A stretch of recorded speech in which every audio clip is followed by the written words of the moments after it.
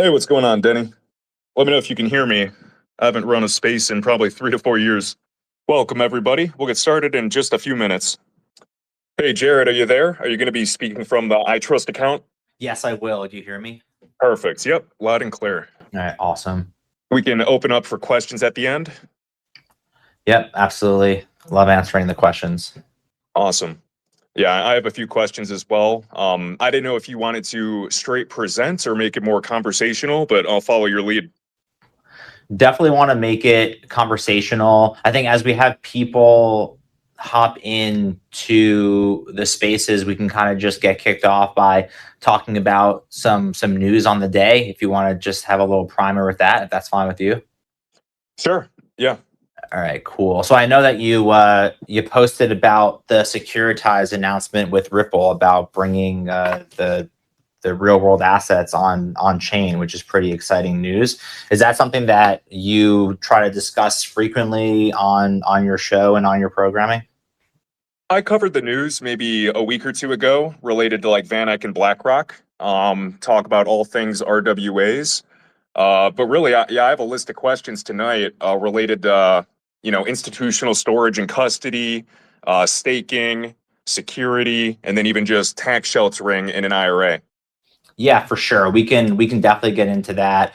There's just so many exciting things happening in the digital asset space right now. And when you look at this announcement today, when it comes to like Securitize and then and Ripple, bringing crypto mainstream, so many people are going to get curious about the digital asset space, and they're going to want to figure out, hey, how do I invest? How do I, get some of my hard-earned money into the digital asset space? And they inevitably look at different exchanges and they get referred to different places and hear about different places. And, at some point people come across iTrustCapital, and we set ourselves apart in a lot of ways, not just, from regular exchange accounts, but also on the retirement account side, right? So not only do we offer the tax sheltered vehicles for retirement savings, but our non-retirement accounts also have a few elements of security that usually are of interest to people, because it does set itself apart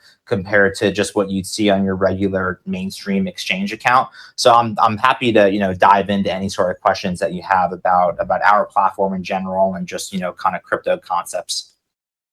Yeah, sounds good. I'm ready to do a quick intro and we can get into things. Let's do it. All right. My voice is kind of gone still. Got some autoimmune stuff. So if I go in and out, that's why. But hey, everybody. Welcome to tonight's space. I appreciate everybody for tuning in. We've got a solid lineup tonight with Jared Feldman, who is the Senior Vice President of Operations over at iTrustCapital. As most of you already know, I've had a Roth IRA with iTrust coming up on 6 years now. So we're going to dive into a lot of things related to anybody looking to secure their crypto or plan long term. We have a lot going on recently. I know the Fed cut rates by 25 basis points. We had Bitcoin reach an all-time high 2 days ago. ETH is showing some momentum, and then even gold right now is running in the new highs. So we have a lot to go over today. And if you guys have any questions, feel free to hit that request button. I'm sure that Jared's happy to answer any questions at the end. And without further ado, let's dive in. So Jared, how you doing tonight? And I'll pass it over to you. Good. No complaints.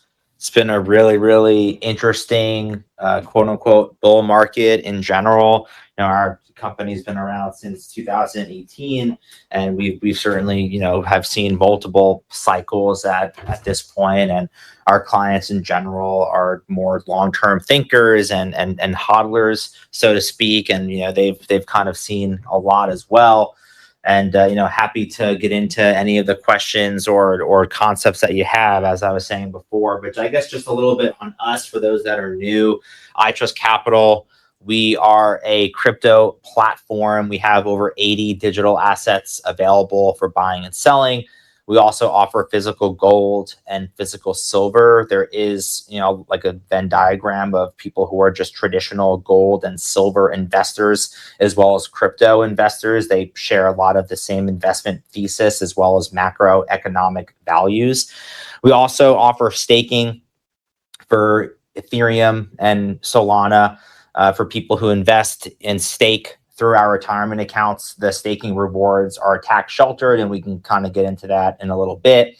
The main thing to keep in mind about our platform, we take a lot of pride in the fact that we offer retail investors access to institutional crypto solutions. What do I mean by that? I mean that whether you're buying, selling, just using us for institutional storage or for staking, you're getting access to opportunities and methods in crypto that are usually only available for people who are of institutional grade investors. And I'm happy to get into that more as well. But just at a very high level, that's what our company is all about. The last thing I'll say is we're a lot more focused on security, right? If you have an account with one of those mainstream exchanges and for some reason your account gets compromised, whether it's social engineering or any sort of fraudulent method that you see today, none of our accounts are linked to hot wallets, and we'll get into that conversation as well as the questions come in. So what topic do you want to get into first, Kevin? Yeah, I feel like we'll hop around all over the place. One thing I want to kind of talk high level, because I'm sure we'll go into Roth IRAs and the premium custody account, is just related to account security. So I know back probably almost 2 years ago, Ledger, the cold storage wallet, they had Ledger Connect Kit, which was basically a library that was used by a bunch of different dApps to connect with the wallet. And we know that that was breached, and the attack exploited a third-party dApp integration. So that is always just a consideration for anybody. I actually have a buddy listening right now. I'm not going to say his name, but he lost his cold wallet a few weeks ago, maybe it was 2 months ago, and he gave me a heart attack and he found it. So there's just a lot of responsibility that comes with self-custody, and there's nothing wrong with diversifying just how and where you hold your assets. And I've heard you say this before as well.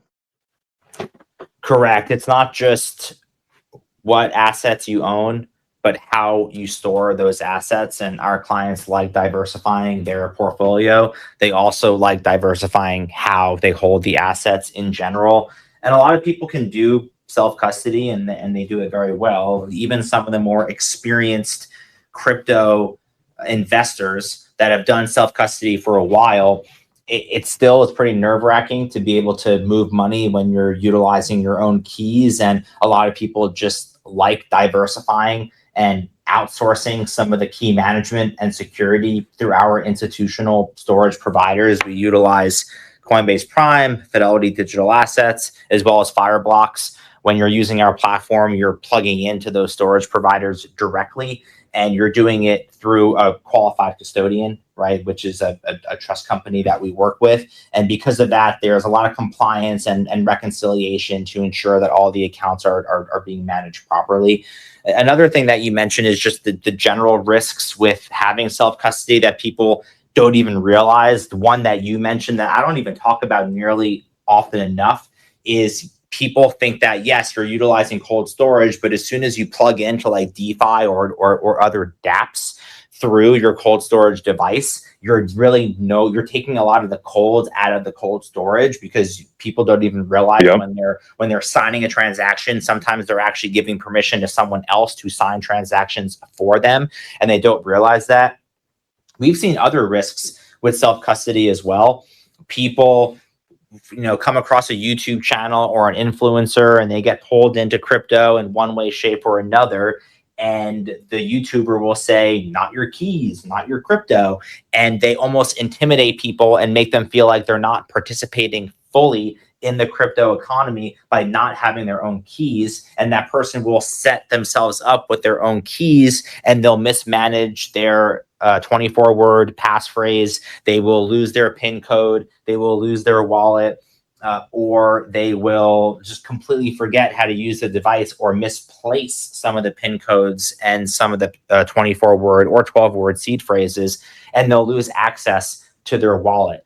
And for a lot of people who say, oh, well, iTrustCapital is just fear mongering and they're trying to get people to use their platform, try saying that to these people. And we hear from them, unfortunately, every week. People call in with different stories of them or someone they know. Try telling that to someone who actually has been impacted by something like this.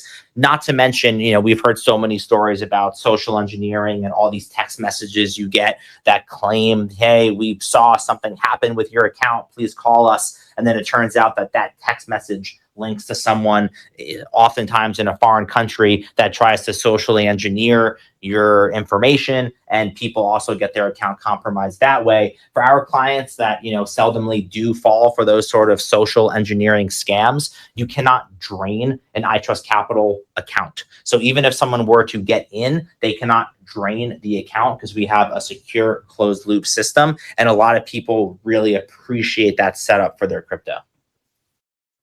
Yeah, absolutely. And that is the infrastructure that is needed to make a lot of traditional investors comfortable to flood in. And don't get me wrong, I have for cold storage, I use Decent, Tangem, Ledger. They're all great. But I always recommend for people with their serious holdings, do not go around connecting to every single dApp out there. If you want to have a separate wallet for fun money, go for it. But you just have to really be responsible in securing those keys, whether you're using a password manager or an asset key recovery plate. Yeah, it's wild. Yeah, you just need to be vigilant out there. And if you get into crypto, just, fully try to fully understand what it is that you're getting yourself into. And if you don't fully understand it, then just be super cautious. And that's why we have an open phone line, right? We have people who can call us Monday through Friday, 7 a.m. to 5 o'clock Pacific with no lunch break. And we pick up the phone and talk to people. And that most crypto companies do not do that, which is also something that sets us apart and allows for people to directly get answers to some of the things that they're just confused about. I have a question. So I know that you have Solana and Ethereum staking available. Is there anything on the roadmap to add staking for any other protocols? Oh yeah, Cardano is on the roadmap. Okay. We'd like to get Cardano Sweet. out. I would put money on that happening at some point this year, if not sooner. I mean, we said that we would, Ethereum staking out this year, and we ended up getting it months before we thought we would be able to, just because our engineering team continues to wow. But yeah, Cardano is certainly on the roadmap, and we'd like to explore, other sort of opportunities for people to earn money on their crypto beyond just staking, and that's certainly on our radar as well, because a lot of people don't want to buy and sell. A lot of people want to hold, and they want to be able to earn money on their money, and we want to make that happen in a safe, risk managed way. Yeah, I think a lot of good things is going on right now with the 9 lawmakers urging Paul Atkins, SEC chair, to get things going for 401ks and retirement accounts for digital assets or alternative. Absolutely. And most buying and selling, or trading, so to speak, that occurs in the United States and probably in the world occurs through retirement accounts. And it's because of the tax sheltered nature of retirement accounts, and people want to trade inside of it as a result.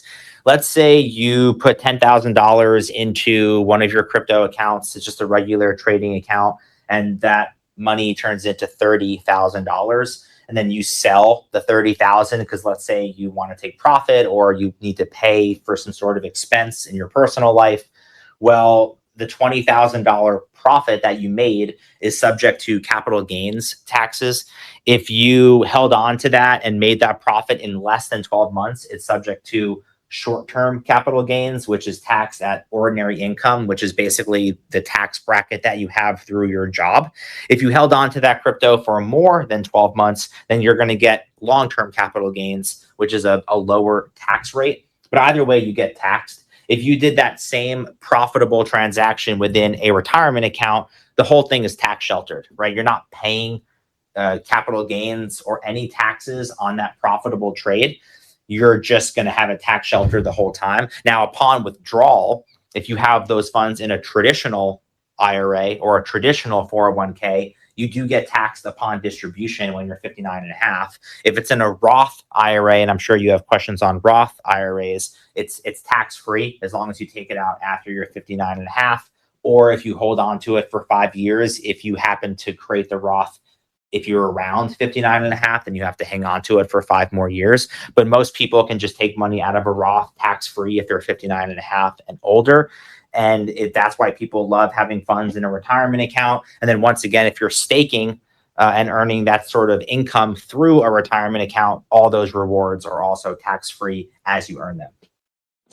Yeah, and what I love about a Roth IRA is all contributions can be taken out anytime whatsoever. That is a huge plus for me. And I have a Roth IRA in crypto for that tax-free growth potential. I want that high risk reward if I'm retiring or with a retirement account. And I tell people a lot, you can have more than one Roth IRA. That'll affect contribution limits, but you can still have one in the S&P 500 and then have one in crypto and precious metals. Absolutely. You can have 8 of them. I mean, you can have 12 of them. There's no limit to how many Roth IRAs you can have. The only limit is how much you can put in every year of new money, right? So you have an annual cash contribution, $7,000 if you're under 50, $8,000 if you're 50 or above. And that's the only limitation that you have. Otherwise, you can diversify through multiple Roth IRAs. And that's a really good point that you make, because someone on the team was actually asking about that today, because a client called in about that. Yeah, I remember when I initially started a Roth IRA in the S&P. I remember my mom was telling me, "Well, you get like this first-time home purchase exemption." I think it's still at $10,000, and considering they haven't upped that amount to $20,000, $30,000 in like 20 plus years, that's crazy. So hopefully they up that. Yeah, there's a lot of different planning strategies that you can deploy, side by side with a retirement account. Another good point that you mentioned, probably a great point, is if you put in 15 grand into a Roth IRA over 3 years, and the 15 grand turns into 45 grand, you can take out 15 completely tax free. Right now, you can't go back and make those contributions again, right? You're limited to making one contribution for that certain amount per year.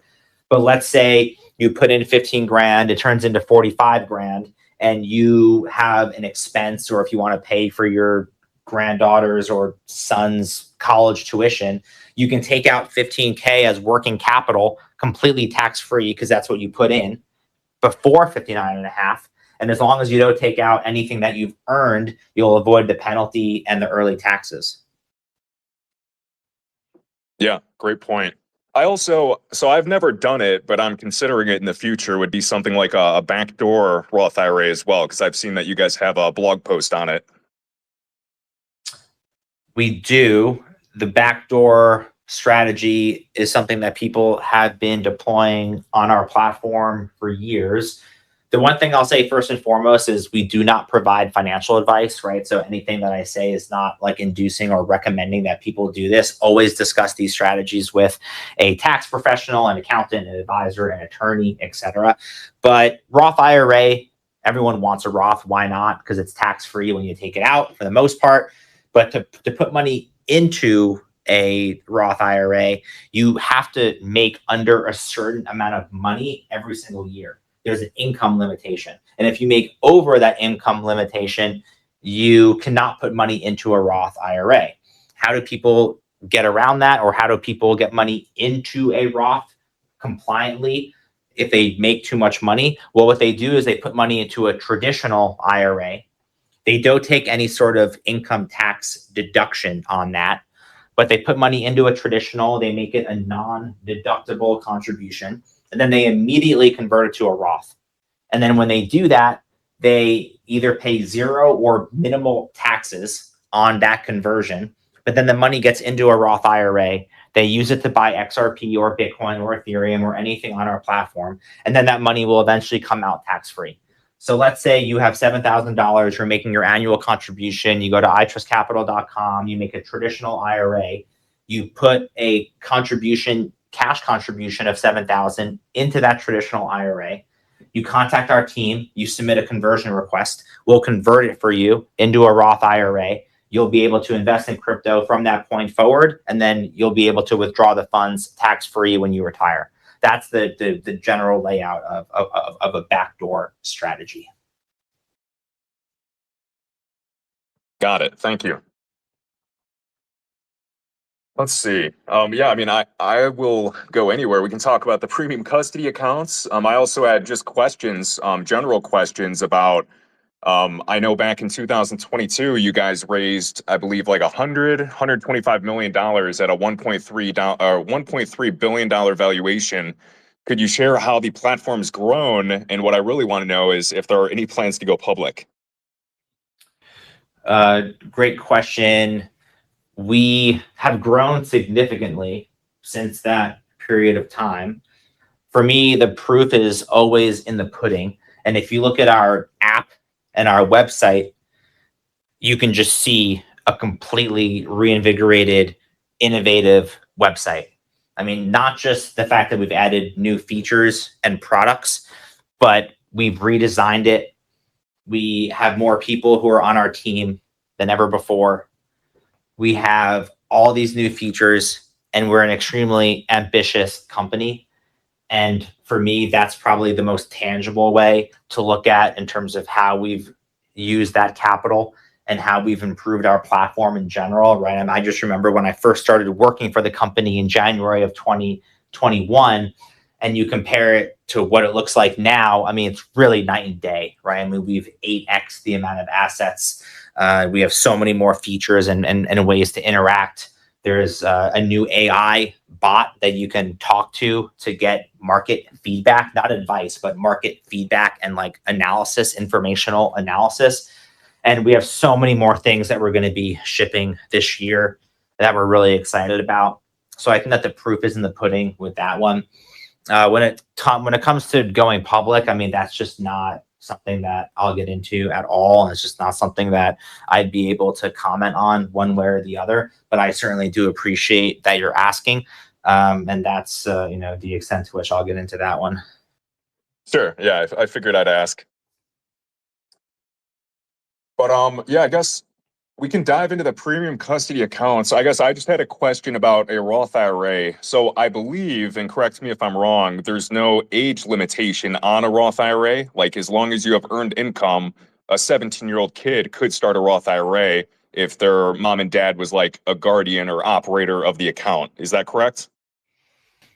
Correct. As long as you have earned income, you can put money into a retirement account. And I think that the earned income limit is pretty low. So if you look at like someone on the older age side, as long as you still have earned income one way or another, you can put money in. Now, earned income is like a very specific definition. Like I'm not just saying earned income like you worked hard for it. There's actually a specific definition of earned income, and it has to be like money from some sort of like job. Usually I think if you just get like income from like an investment, that doesn't necessarily count as earned income, but people usually make it happen as long as they have earned income. If you're someone who is like 18 or over, you can make an account. You can have a retirement account, and as long as you have the earned income, a parent or someone else can actually make that cash contribution for you as long as you have the earned income, right? So if you have the earned income, but you're just a kid and you're going to college and you're spending that money in college or doing something else, someone can actually make that contribution for you as long as you have earned income. Once again, talk to a financial advisor or an accountant about that strategy if that's what you end up doing. But yeah, in general, those are the rules when it comes to putting money in. When it comes to taking money out, a Roth IRA does not have any sort of required minimum distribution. So there's no requirement for you to take money out. If you have a traditional IRA, usually when you hit 72, you're required to take a distribution every single year. And there's a minimum amount that you have to take. And you can work with your accountant to decipher what that amount is. And then I believe our custodian also supplies that information on annual tax paperwork that's provided in your account. Got it. So I know you guys recently launched the premium custody accounts. Are you seeing investors, leverage both a premium custody account in tandem with a Roth IRA? And how would I know you can't discuss strategy or give financial advice, but I guess, do you have any thoughts on how to utilize it and leverage that together and even use RMDs when you approach that age of 59 and a half? Our clients can take funds from a retirement account with us, and they can take a distribution directly into a premium custody account with us. So they can, just reallocate that to another account, and we'll send them the tax paperwork that they need in order to properly file the distribution. But they can put it directly into a premium custody account, which allows them to stay in crypto and stay on our platform. If you have a retirement account with us, you can also take distributions directly in crypto to a wallet of your choice, which I think is like one of the coolest features that we have. Like people take their required minimum distribution in XRP to their XRP wallet. So that's something that we do offer. When it comes to using these accounts in tandem, besides like that direct way that I just kind of spoke about, you can also have a retirement account and then open up a premium custody account and get all the security advantages that you have in our retirement account in that PCA. And this is why we created the PCA. We sent out a survey a while ago to clients, and we hear from clients every single week about how they want the same security, the same closed loop system for their non-retirement assets for their retirement account assets in their non-retirement accounts, right? So a lot of people with us, they have a retirement account and then they end up taking a distribution, or they end up having non-retirement assets, and they have to have those accounts on an exchange or in self-custody. And a lot of people feel really vulnerable on an exchange for reasons we discussed before when it comes to social engineering and just password management and all of that fun stuff. People feel vulnerable on exchanges. People feel vulnerable doing self-custody sometimes, and they utilize our platform as a result. And that's why the premium custody account has been so successful. We've had so many people move over funds from self-custody and exchanges into their PCA with us in crypto directly because they want that security they have for their retirement assets for their non-retirement accounts. Yeah, absolutely. So if somebody has a Roth IRA and they have earnings on the Roth IRA, can they take some of their contributions they made to the Roth IRA and take a percentage of those contributions and then start a PCA with that? And would that be tax-free because it's a contribution? Like you wouldn't be taxed before starting a PCA. I hear you on that. So if you have a Roth IRA and you want to take some of the contributions you've made to the Roth IRA and put it into a PCA, you would, in theory, be able to do that because, as I said, you can take retirement account distributions and take the distribution directly into a PCA. And technically, if you're doing what you're describing, it is technically a distribution because you're removing funds. Now, when you do the distribution into the PCA, we're still going to give you tax paperwork because it is a distribution. But when your accountant files your taxes that year, they're not going to pay taxes on that cash contribution amount unless you owe other taxes and they have to rob Peter to pay Paul. But assuming that's your only transaction for the year, you would get tax paperwork, but you wouldn't have to pay taxes directly on that money because that's all contribution you put into the account. It's what's referred to as basis, and you're not taxed on any basis into a Roth IRA. Got it. Makes sense. Thank you. Thank you. Yeah, I mean, I guess there was another, I have not started one, but I thought of it, was a SEP IRA, an SEP for like small business owners. That's a great option. It is a really great option. We've had that since I started working at the company as well. It's a simplified employer pension. And if you're anyone who's self-employed, you can put money into a SEP IRA. You need like 1099 income usually. There might be other types of income, but the most common to make yourself eligible is 1099 income. Most people who work at a job, they get paid W-2 income, so they're not self-employed. But if you're a real estate broker or you own some sort of business, and a lot of these sole proprietors, if you have any sort of self-employed income, you can put money into a SEP IRA. And the contribution limits are much, much higher when you put money into a SEP IRA because that's usually the only retirement account that you have, unless you have a solo 401k, which is a totally different conversation. The annual limit for SEP IRAs for 2024, it was 69,000. And then I can look for 2025, it says that it's 70,000, but it's also the lesser of 25% of your income or 70. So once again, talk with an accountant before you put money into a SEP IRA. And also the SEP IRA is not like a Roth. It's more like a traditional. So it grows tax-free, but it comes out taxable upon retirement. Got it. Well, I think I have one more question for now, and then we can open it up if anybody wants to request to hop on and ask any questions. I was reading, I forget if it was like an ICI report just talking about IRA assets hitting 18 trillion and then 401k plans in the US hitting around $9.3 trillion. I guess my question overall is now with the, advent of PCAs, where do you see iTrustCapital in 5 years? That's such a great question. I know we're going to continue to grow.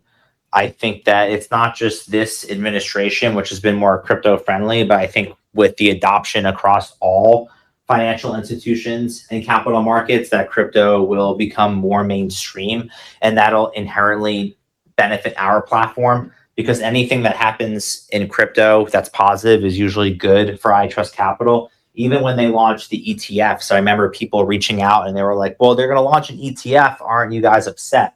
And I was like, no, that's awesome, right? Because for people that want to get into the ETF, they're naturally going to become crypto curious, which is going to lead them to wanting to own the actual asset itself, because our clients want spot crypto, not just paper ETF exposure. And they also are going to want to trade 24/7. And they're also going to want to diversify into assets that aren't offered in ETFs. So the ETF naturally boosted our platform. So I think that will benefit just by the adoption of crypto in general.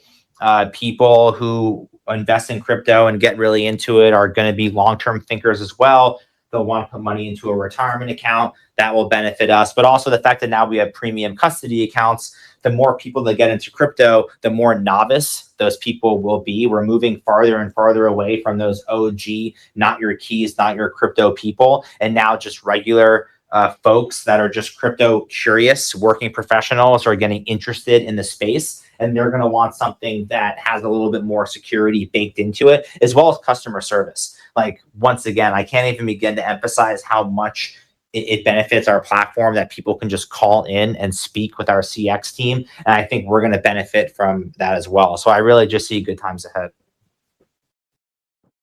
Yeah, absolutely. And I know, every generation they understand digitalization. We know where this shift is going. The crypto asset class, its market cap is over 4 trillion when you compare it to what's in retirement accounts in the US, or the S&P 500's market cap is over 50 trillion today. And we already have some crypto companies in the S&P 500 like Coinbase. So I think this trend is going to keep continuing, especially with RWAs. One thing, I'm sure you can't really speak on this quite yet, but like just related to the roadmap, I'd be really interested in other products as well, new product types like yield-bearing assets or accounts, tokenized private equity, real estate, anything like that on the roadmap that you can speak of? Absolutely. In real estate, I mean, look, I can't rule out us offering real estate at some point, or I guess some sort of tokenized real estate is a lot more likely. We want to be offering real world assets on our platform, but good things take time. And I think a lot of these announcements that you see about real world assets, you have to think about it from a practical standpoint. Because if you're offering real world assets, which are securities, to investors, if you're tokenizing Coca-Cola, well, that's already a security, right? So as long as you can take that security and tokenize it, you can offer it through a broker and use those regular channels. But for some of these new real world assets that are not even based off of current securities, but they're going to be based off of new securities, and you have to wrap them as real world assets, those are going to have to be really careful in terms of how they're being offered to investors. And we're going to be exploring all of it. There's a lot more that I wish that I could tell you. We're going to be making an announcement as soon as next week about one of these security related offerings that you're kind of alluding to. And I wish I could say more, but I just will not right now. But we will talk about it more next week or the week after. And you'll see more of those things being rolled out. We're taking it very seriously. I personally think that, that's where the puck is going. And it has to do with not just investing in these crypto assets, in these digital kind of commodities, but investing in products that use these commodities in really innovative ways. Yeah, absolutely. And I've always appreciated you guys, going slow and smart, not rushing to the next shiny object and doing things the right way. all your listings are, assets that have been vetted and are highly liquid. And thinking about RWAs, that's something I'm really excited for, is the future of tokenization, interoperable with traditional finance, but we don't even have regulation for it. I mean, it's good that we just got the Genius Act is a federal regulation or clarity for stablecoins. We're headed in the right direction, but yeah, I was just wondering about that overall. Yeah, I think that's a really interesting thing to bring up. And I think that so many of these traditional financial legacy companies are going to offer crypto related products, and you won't even know that you're using crypto. It's kind of like the DeFi mullet that they talk about on Bankless. Like on the front, it's like a regular haircut, but in the back, it's DeFi, and you can't even see it because that's the mullet unless someone turns around. And I think that we'll see a lot of that in the legacy financial world. I mean, you can even see now if Coinbase is offering kind of DeFi opportunities through like Morpho, and you're not even really plugging into DeFi, you're just doing it through Coinbase, and they're just creating UI for you to be able to do it. So I think that's the future, is these legacy companies are going to offer, crypto related opportunities, and you won't even know that you're utilizing crypto. Yeah, great point. Anybody got some questions? Hop on up. I'm trying to think. I mean, I can ask away, and we can finish up shortly.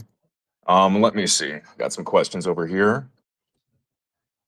Oh, I've heard Kevin Maloney, the CEO, go over this related to the terms of service in iTrustCapital leveraging a regulated custodian. A lot of people ask this, so if you want to touch on this, what would happen in theory if iTrustCapital ever went out of business? Like, what would happen to client holdings?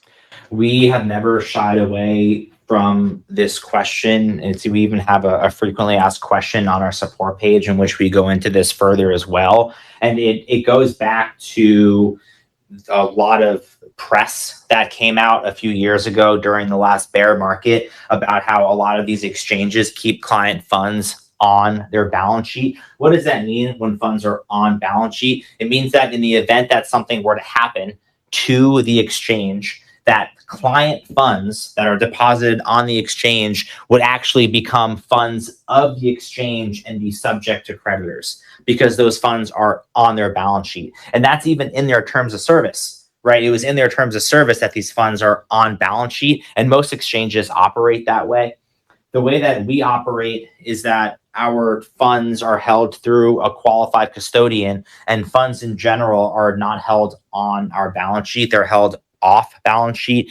And what that means is that in the event that something happens to iTrustCapital, all the funds are segregated, not rehypothecated, and only held for the benefit of our clients, right? So those funds aren't being used for operational expenses or being rehypothecated to earn interest. It's all held FBO, the client, for the benefit of. So if something were to happen to iTrustCapital, our retirement accounts are being held with a qualified custodian, and they will have regulators out of their state, which would help unravel those assets for the account holders. Now, to be honest, we've grown to be so big at this point that we're a lot more likely to be acquired than we are to go out of business. But it is a really fair question to ask.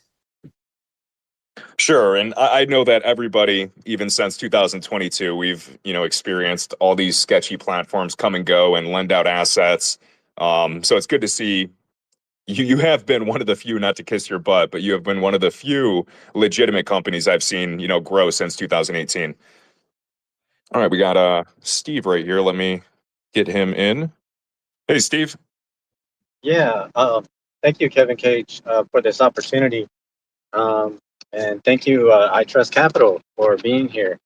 Yeah, just a quick question. So I'm seeing something interesting in the workplace today, where we see the merging of the younger generation with the older generation.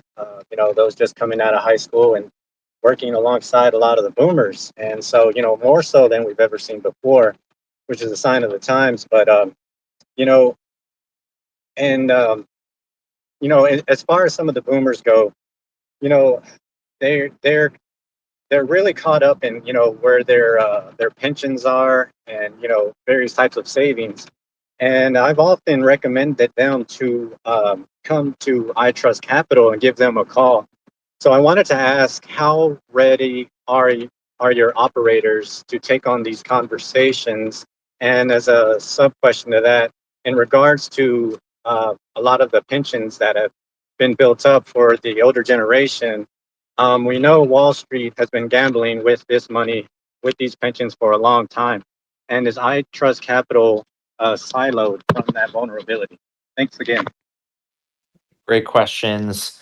The first one is I have been honored to be able to build out our client experience team. I think I was employee number 15 back in 2021, and I was one of 2 people in client experience. And I came from the financial advising world. I had my Series 7, I had my Series 66, which I no longer hold those licenses. I've gone completely down the crypto rabbit hole. But I built out this program and was really fortunate to have a great mentor who is one of our co-founders. And we also hired really great people to carry out these processes. But we really built out our platform as to not provide financial advice, but to treat people in a way that they're getting white glove service the same way they would from a financial advisor. And that's how we built the program, and we were more than capable of being able to handle these conversations with people of all ages and all demographics and all net worths. And we have a lot of people on the team who are able to escalate issues to more senior members if need be. And we're just very happy to have those kind of conversations with people. And we have a lot of learning material online for people that want to be able to learn more about the space. So that's a really good question. We don't have exposure to pension funds in that way, shape, or form.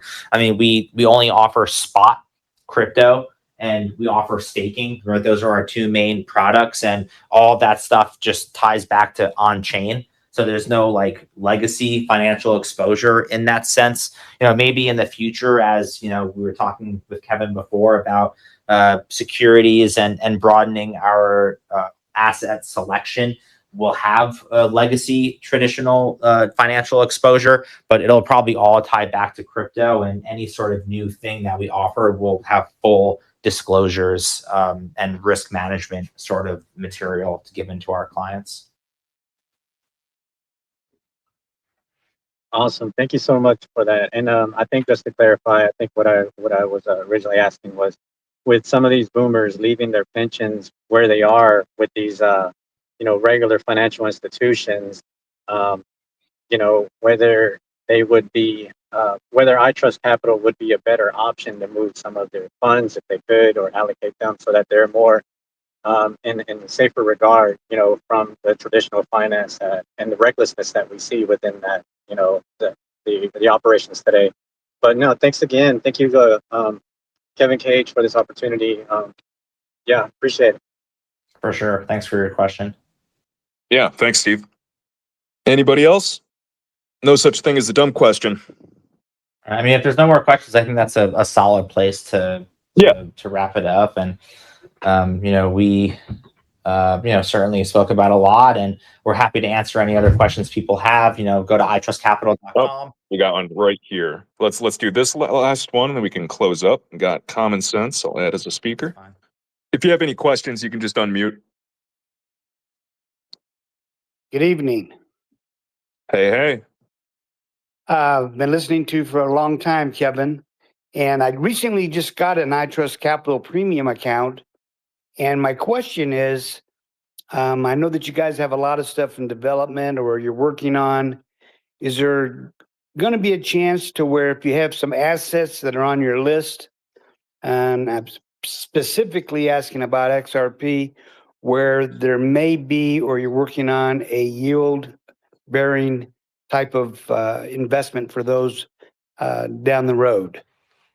That's a good question. I know we have someone else who's listening in who asks that question really frequently, so I'm sure he'll be happy to get an update as well.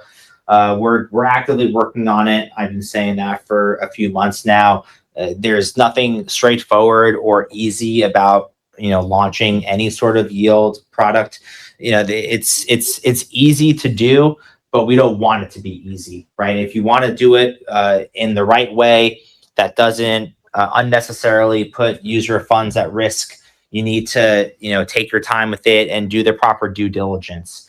And I think when people get yield, I think sometimes they don't realize that there is risk involved, right? I mean, if you get yield through a money market account, you put your money into a money market account, you're going to get some interest, and people usually see that as risk-free, but that's because the US dollar has hundreds of years of precedence and capital market flows and capital market functionality that necessitates and derives that yield, right? But when you're talking about any sort of investment product, being able to earn yield always requires some sort of risk. Even if you look at like a securities lending product through a traditional brokerage where you deposit your securities and get yield, typically the broker is utilizing a trader who's utilizing your securities for like short selling and options trading and risky things to generate that yield. So there's always risk. And for us, we want to build and incorporate something and work with the right partners to be able to offer yield products